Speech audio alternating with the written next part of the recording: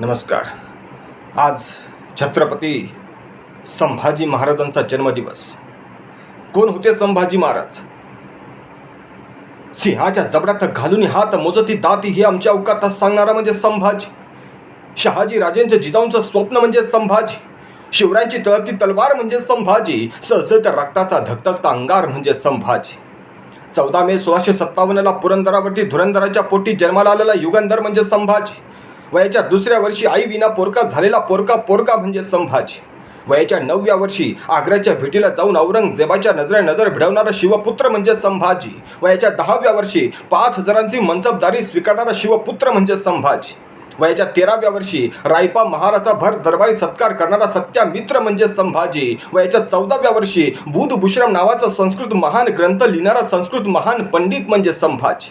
वयाच्या 15व्या वर्षी नखसिक, नायिकाभेद, 7 शतक सारखे 3 हिंदी ब्रिज भाषेतील भोजपुरी भाषेतील महान हिंदी ग्रंथ लिहिणारा महान हिंदी पंडित म्हणजे संभाजी. वयाच्या 16व्या वर्षी 10,000 फौजेचं कुशल नेतृत्व करणारा कुशल सेनानी म्हणजे संभाजी. वयाच्या 17व्या वर्षी फोंडा किल्ला जिंकण्यासाठी शिवरायांना सहकार्य करणारा शिवपुत्र म्हणजे संभाजी. वयाच्या 18व्या वर्षी स्वराज्याचा गादीचा पहिला युवराज म्हणजे संभाजी. वयाच्या 19व्या वर्षी संत श्रेष्ठ तुकाराम महाराजांची देहू ते पंढरपूर ही जगातील पहिली पालखी, पहिली वारी सुरू करणारा शिवबांचा धारकरी, तुकोबांचा वारकरी आणि वारकरी संप्रदायाचा आधार म्हणजे संभाजी.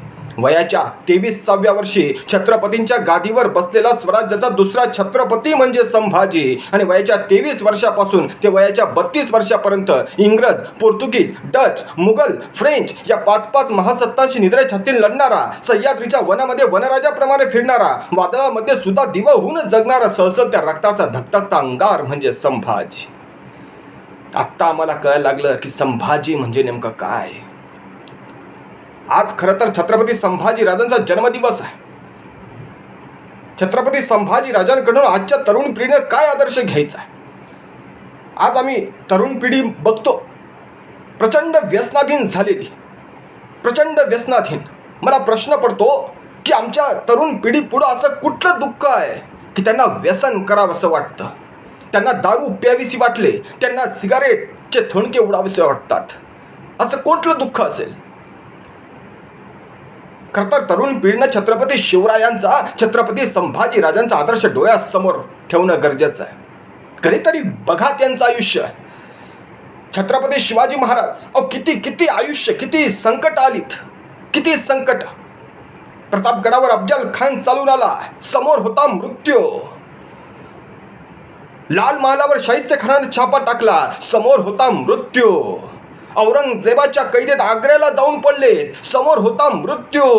अनेक संकट आली, पण छत्रपती शिवरायांना सुपारीच्या खांडाचंही व्यसन नव्हतं. सुपारीच्या खांडाचं 5 लाखाचं सैन्य घेऊन औरंगजेब महाराष्ट्रावर चालून आला छत्रपती संभाजी राजांना पकडण्यासाठी, मारण्यासाठी.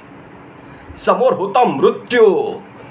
पण तरी छत्रपती संभाजी महाराजांनी कधी व्यसन केलं नाही, कधी व्यसनाधीन झालेले नाहीत. 32 वर्षाच्या कारकिर्दीमध्ये, 32 वर्षाच्या वयामध्ये संभाजीराजे पकडले गेले. त्यांचे अतोनात हाल करून त्यांना मारण्यात आलं. 40 दिवस अनन्वित अत्याचार करण्यात आला. पण छत्रपती संभाजीराजे 40 दिवस ते सहन करत राहिले. इतकी यातना, इतकी वेदना ते सहन करत राहिले. का? कारण छत्रपती संभाजी राजांनी शरीर यष्टी तशी कमवली होती. व्यसनाधीन नव्हते संभाजी महाराज कधीच. त्यांना सुपारीच्या खांडाचंही व्यसन नव्हतं आणि म्हणून त्यांच्यात ती क्षमता होती.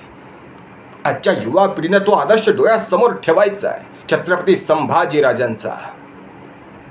आज आमची युवा पिढी प्रचंड व्यसनाधीन होत चालली, प्रचंड. खरं तर छत्रपती शिवाजी महाराज आणि छत्रपती संभाजी महाराज हे आमचं प्रेरणास्थान, आमचं आदर्श स्थान आहे. त्यांच्याकडून प्रेरणा घ्यायची आहे. खरं तर आज छत्रपती संभाजी राजांचा जन्मदिवस, त्यांच्याकडनं हीच प्रेरणा घेऊया. तरुण पिढीनं तीच प्रेरणा घ्यायची आहे की कितीही संकट आली, कितीही दुःख आलीत, पण व्यसनाधीन होता कामा नये, व्यसनाच्या आहारी जाता कामा नये. व्यसनाधीन व्हायचं असेल, छत्रपती संभाजीराजांना व्यसन होतं ते जनकल्याणाचं. छत्रपती संभाजी महाराजांना व्यसन होतं ते स्वराज्याचं. छत्रपती संभाजी महाराजांना व्यसन होतं ते रयतेच्या कल्याणाचं. ते व्यसन आम्ही स्वतःला लावून घ्यायचंय. नको ते व्यसनाच्या हारी जाता कामा नये. हा आमचा राजाचा हा आदर्श आहे. आमच्या राजाचं हे शिकवण आहे. आजच्या या छत्रपती संभाजीराजांच्या जन्मदिवसाला त्यांना नमन करतो आणि आपल्या युवा पिढीनं त्यांचा आदर्श डोळ्यासमोर ठेवावा एवढीच अपेक्षा व्यक्त करतो.